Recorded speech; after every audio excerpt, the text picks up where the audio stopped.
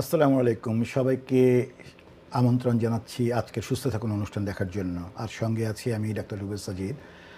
আজকে আমি আপনাদের সঙ্গে যে বিষয়টি নিয়ে কথা বলবো সেটা হচ্ছে ডায়াবেটিকের রুগীরা প্রায়ই টেলিফোন করে আমাদেরকে বলেন বা মেইল করেন যে তারা কী ধরনের খাবেন এবং কোনো সিস্টেমেটিক ওয়েতে খাবেন কিনা।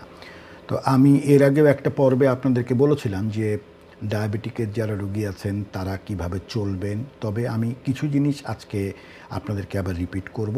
আর সাথে সাথে আপনাদেরকে সবাইকে একটা জিনিসের জন্য আমন্ত্রণ জানাই। খুব ভালো লেগেছে যে আপনারা অনেকে ইমেল করছেন, এবং আমি আবারও বলে দিচ্ছি যে আপনারা ইমেলের সময় অবশ্যই আপনারা কিন্তু সেখানে লিখে দেবেন যে অনুষ্ঠানটা কোন অনুষ্ঠানের জন্য, মানে সুস্থ থাকুন অনুষ্ঠানটার নাম লিখে দেবেন, কারণ তা না হলে অনেক মেইলের মধ্যে খুঁজে পাওয়া যায় না যে এটা কোথা থেকে বা কে ইমেল করেছেন। তো যাই হোক, আমাদের যে মেন প্রশ্নটা ছিল, যেমন একজন এখানে প্রশ্ন করেছিলেন যে আসলে আমরা ডায়াবেটিক ব্যালেন্স ডায়েটের কথা বলা হয় বা ডায়াবেটিকের জন্য আলাদা করে খাবারের কথা বলা হয়, সেটা আসলে বোঝাতে আমরা কি বোঝাই।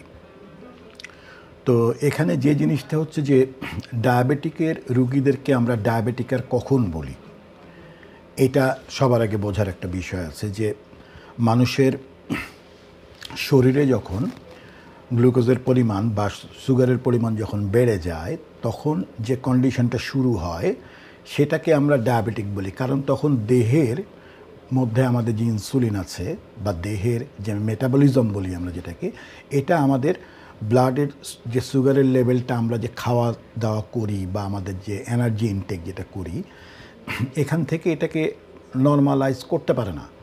তো যে কারণে নর্মালাইজ না করলে তখন দেখা যায় যে মানুষ যতদিন পর্যন্ত মানুষ এটাকে নর্মালাইজ করার জন্য কোনো ওষুধ না খায় বা ইনসুলিন না নেয় বা একটা না জানে যে সে আসলে ডায়াবেটিকের কিনা, সেই পরিস্থিতিতে তার দেহের মধ্যে কিন্তু ব্লাডের গ্লুকোজের লেভেলটা কিন্তু সবসময় বেশি থাকে।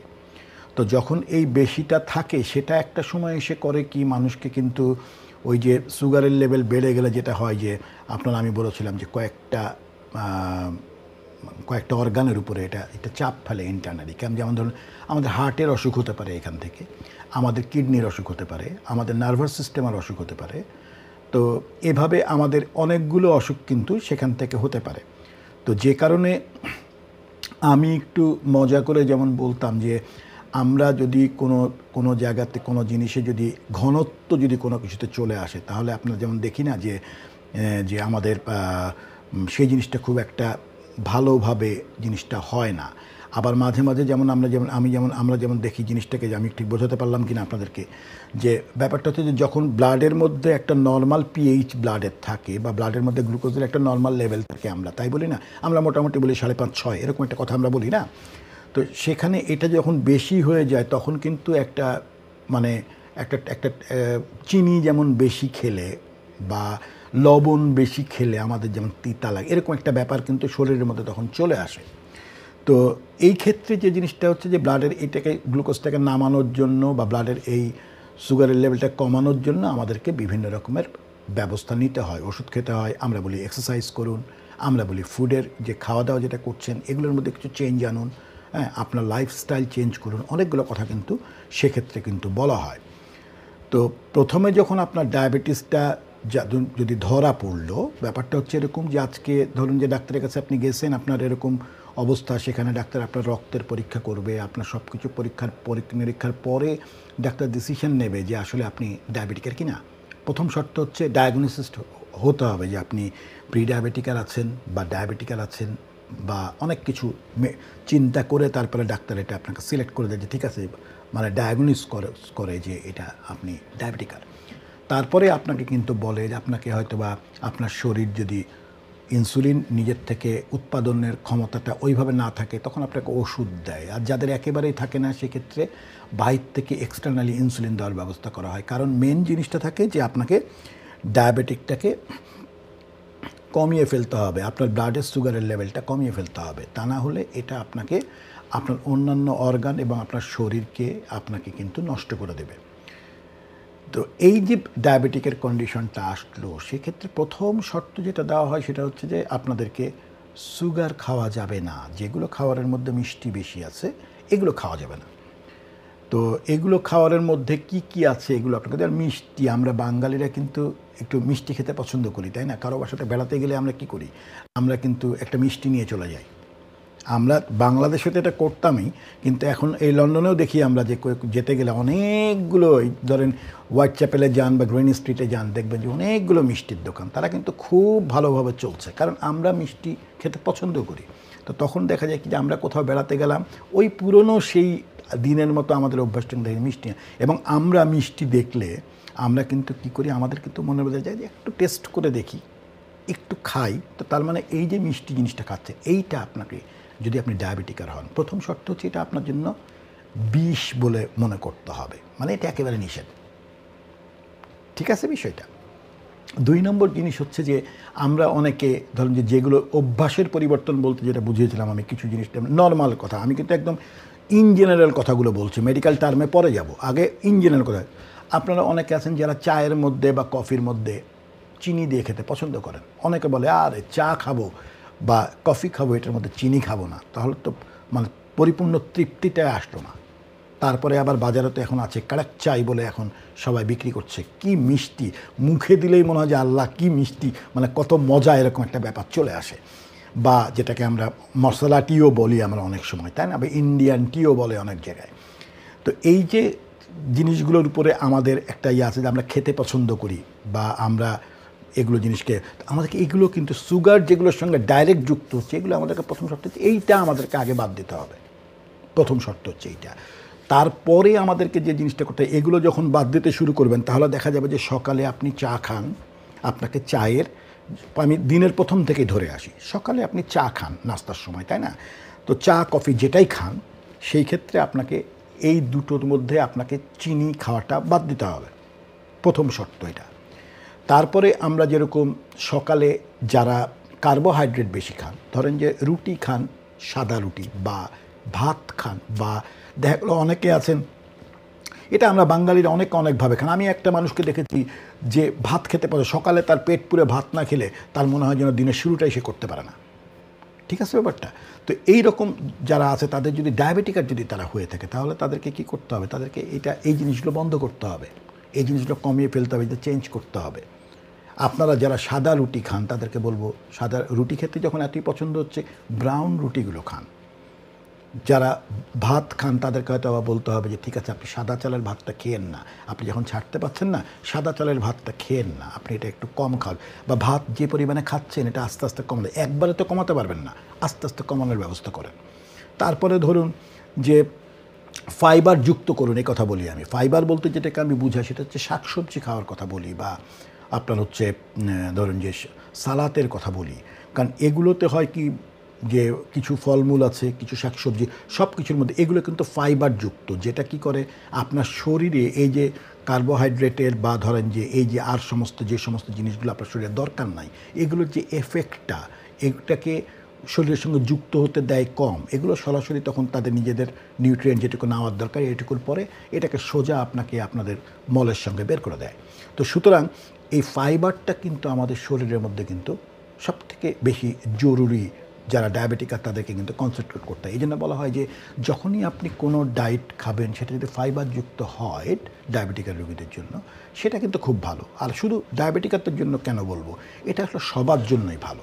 কারণ সুস্থ দেহ বা সুস্থ সঠিক কর্মঠ সলিড দেহ তৈরি করে রাখার জন্য আসলে কিন্তু মানুষের খুব একটা কার্বোহাইড্রেট খাওয়ার দরকার আছে বলে কিন্তু মনে হয় না। তারপরে যদি আমরা আসি যে সব ভেজিটেবল খাবো কি না, হ্যাঁ, আপনি সব রকমের ভেজিটেবলই আপনারা খেতে পারেন, তবে বুঝতে হবে যে কিছু ভেজিটেবলের মধ্যে যদি মনে করেন যে কিছু ভেজিটেবল আছে যেগুলোর মধ্যে কার্বোহাইড্রেট পরিমাণ বেশি থাকতে পারে, বা ধরেন যে সুগারের পরিমাণটা বেশি থাকতে হবে, এইসব জিনিস অ্যাভয়েড করলে পারেই চলতে হবে। আমরা বাঙালিরা যেসব ভেজিটেবল খাই, শাকসবজি, তারপরে ধরেন যে এই পটল বলেন, ঢেঁড়স বলেন, করলা বলেন, এগুলো কিন্তু আমরা খেতে পারি। এগুলো কিন্তু আমাদের কিন্তু কোনো, এগুলো যত বেশি খাবো তত কিন্তু ভালো। আমি যেমন আপনাদেরকে আমার আগের পর্বগুলো যদি আপনারা একটু আয়ন টিভির পেজ থেকে দেখেন, তাহলে দেখবেন যে আমি কিন্তু সুন্দর করে আপনাদেরকে স্ক্রিনে দেখিয়েছিলাম যে ডায়েটের একটা চার্ট, মানে কিভাবে আপনি এই জিনিসটাকে খাবেন। যে ধরুন একটা থালাতে আপনি যদি একটা পুরো থালাতে যদি আপনি মনে করেন ভাত আপনি নেন বেশি করে, তারপরে যদি সবজি এবং তরকারি যদি কম থাকে, তাহলে সেটাকে কিভাবে কমাবেন? প্রথমে আপনাকে ভাতটাকে আউট করতে হবে, কতটুকু ভাত কমানো যায়। সেই জায়গাতে আপনি এটা ফিল আপ করবেন কি দিয়ে? সালাদ দিয়ে, বা সবজিটা একটু বাড়িয়ে নেবেন, ঠিক আছে? তারপরে এইভাবে আস্তে আস্তে দেখা যাবে যে আপনি সবজি দিয়েই যদি পুরোটা, যদি দেখবেন অনেক মানুষকে দেখবেন অনেক জায়গায় গেলে তারা কিন্তু ওই সালাদটাকে বেশি করে খায়। কেন সালাদটা খায়? কারণ হচ্ছে কি, যে তারপরে যেটা খাচ্ছে সেটা কি করছে, ওই যে ফাইবারের ব্যাপারটা আছে সেটা করছে কি, তাকে কিন্তু যেগুলো জিনিস তার নিউট্রিয়েন্টের দরকার সেগুলোকে কিন্তু সুন্দর করে তার দেহের মধ্যে নেওয়ার ফলে বাকি জিনিসগুলোকে পুশ আউট করতে সেটা কিন্তু সাহায্য করছে।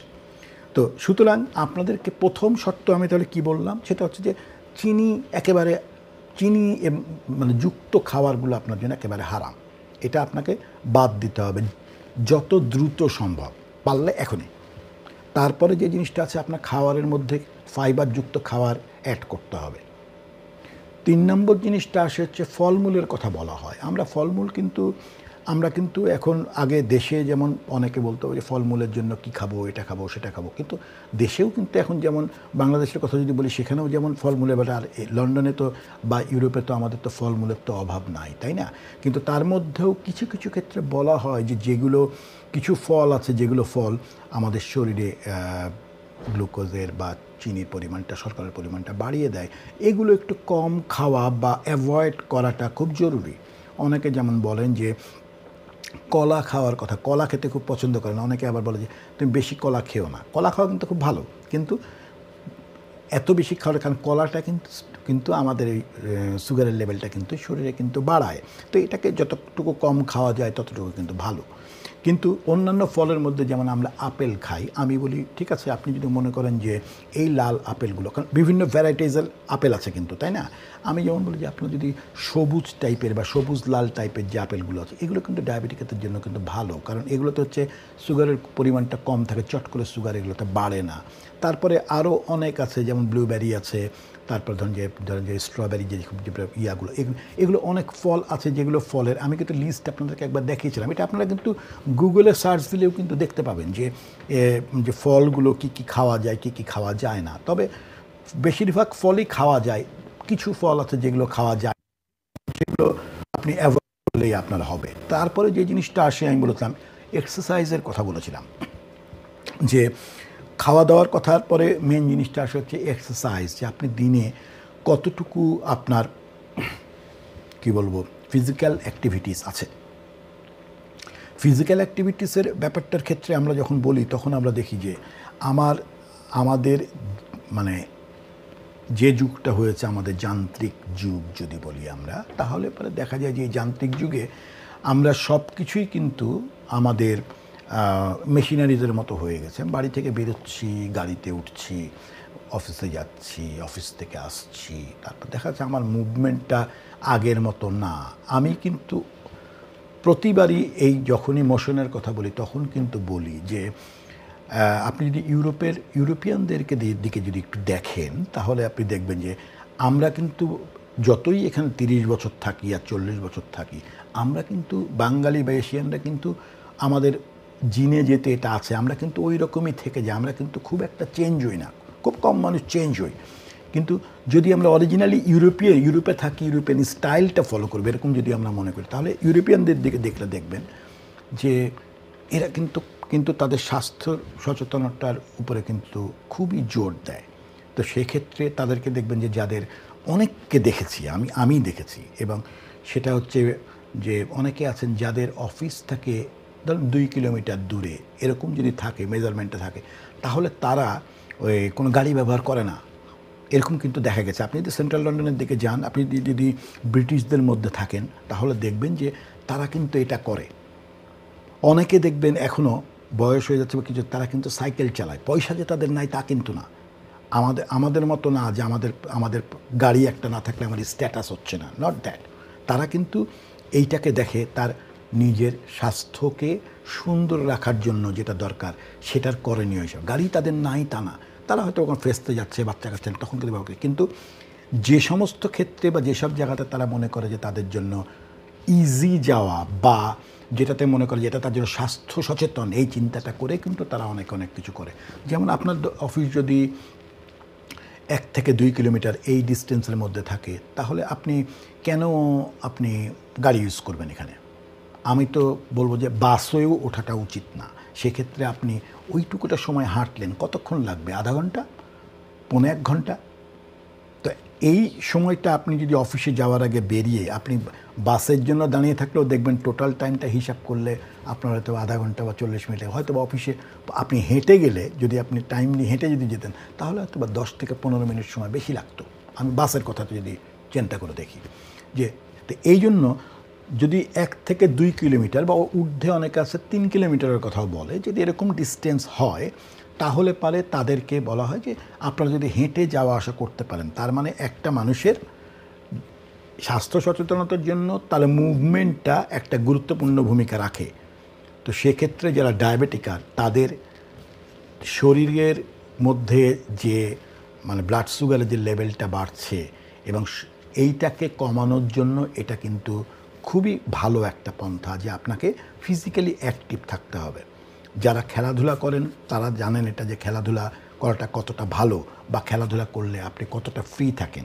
তো যারা খেলাধুলা করেন না, আমাদের বাঙালিদের মধ্যে বলবো যে আমরা আসলে সেইভাবে স্বাস্থ্য সচেতন নই বলে আমরা কিন্তু সেভাবে খেলাধুলা কিন্তু করি না। আমরা মনে করি যে টাইম ইজ মানি, এই জিনিসটা একটা ব্যাপার আমাদের জন্য চলে আসে। যেহেতু আমরা বাইরে এসেছি, আসার পরে আমরা মনে করি যে টাইম ইজ মানি, সুতরাং কামলা দিলেই তো পয়সা পাই।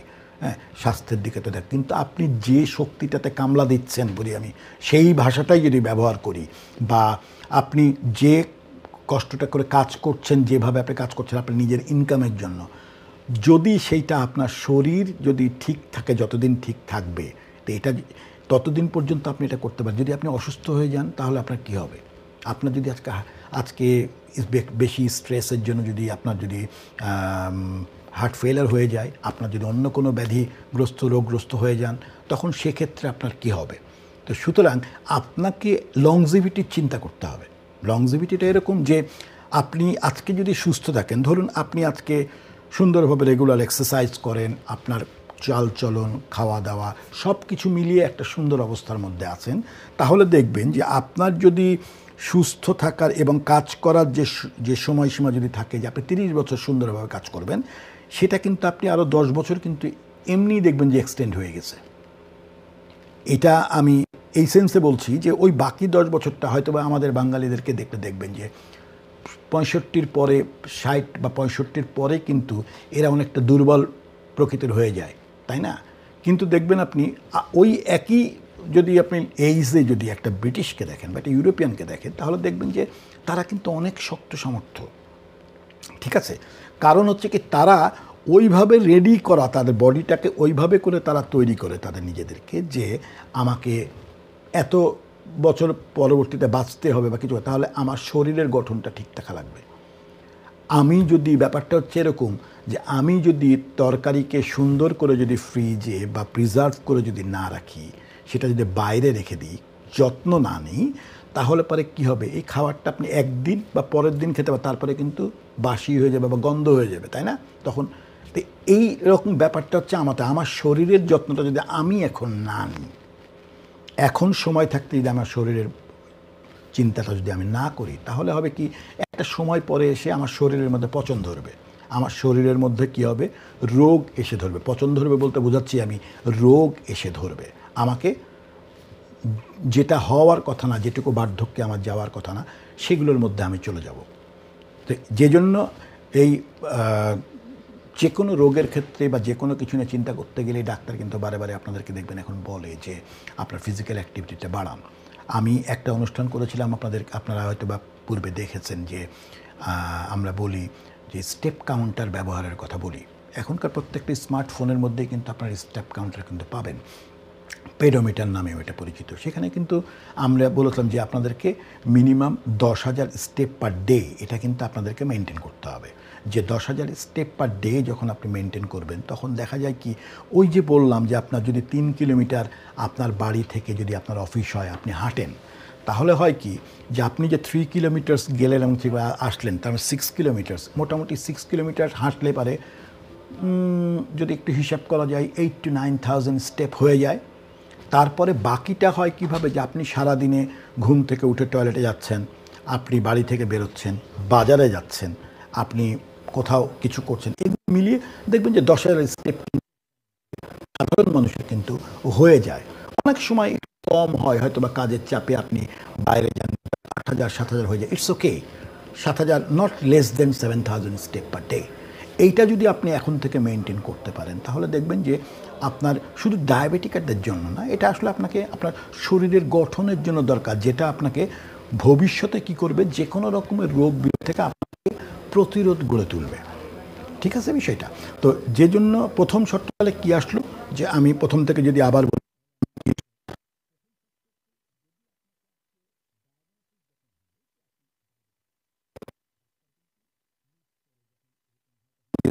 প্রি ডায়াবেটিক বলে একটা কথা বলি আমরা, তারপরে আমরা বলি ডায়াবেটিকের কথা বলি, তাই না? তো এখানে বিভিন্ন জন একটা যখনই আপনাকে এটা বিভিন্ন মানুষের মধ্যে একজনকে বলি যে প্রি ডায়াবেটিকা, তার মানে তাকে বলা হচ্ছে আপনাকে এখন থেকে সতর্ক হতে হবে যে আপনি ডায়াবেটিসে আক্রান্ত হতে পারেন, এই কন্ডিশনে পড়ে যেতে পারেন। যদি তাই হয় তাহলে পরে এটা আপনার জন্য ভালো। তার থেকে আপনি যদি এখন থেকে যদি খেয়াল করেন, তাহলে আপনি এটা থেকে বাঁচতে পারবেন বা এটাকে কন্ট্রোলে রাখতে পারবেন। তো বন্ধুরা, আমি আপনাদেরকে এগুলো নিয়ে আবারও আসবো একটা ছোট্ট বিরতির পরে। আপনাদের সঙ্গে আবার দেখা হচ্ছে বিরতির পরে আমার সাথে।